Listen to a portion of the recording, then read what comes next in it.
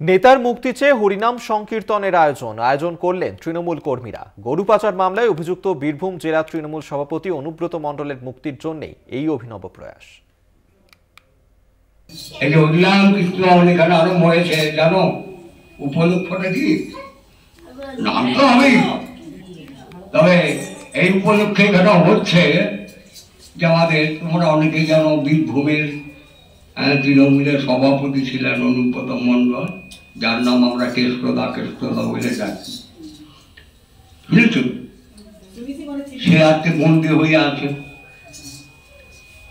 তা সেই বন্দী কেষ্টদার মুক্তি না হওয়া পর্যন্ত আমরা এই নাম করবো। হরে কৃষ্ণ নামের যদি শক্তি থাকে তাহলে কেষ্টদা নিশ্চয় মুক্ত হয়ে ফিরে চলে আসবে।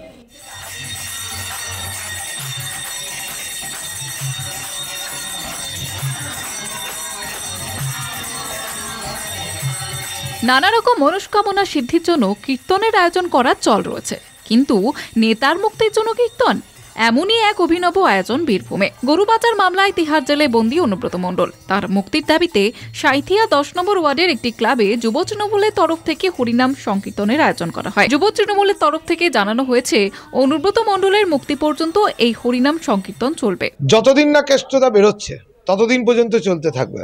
কেন উদ্যোগ কেন? ভগবানকে ডাকছি, এই অন্যায়ের প্রতিবাদ করছি। বিজেপির যে চক্রান্ত করে যে আমাদের সভাপতিকে আটকিয়ে রেখেছে, তার যে চক্রান্ত, সেই চক্রান্তের প্রতিবাদে ঈশ্বরের শরণাপন্ন হয়েছি, ঈশ্বরের কাছে প্রার্থনা করছি। সেজন্য কীর্তন এবং প্রার্থনা জোরে নেতা কি মুক্ত হবেন, আশায় দিন গুনছেন সাঁইথিয়ার তৃণমূল কর্মীরা।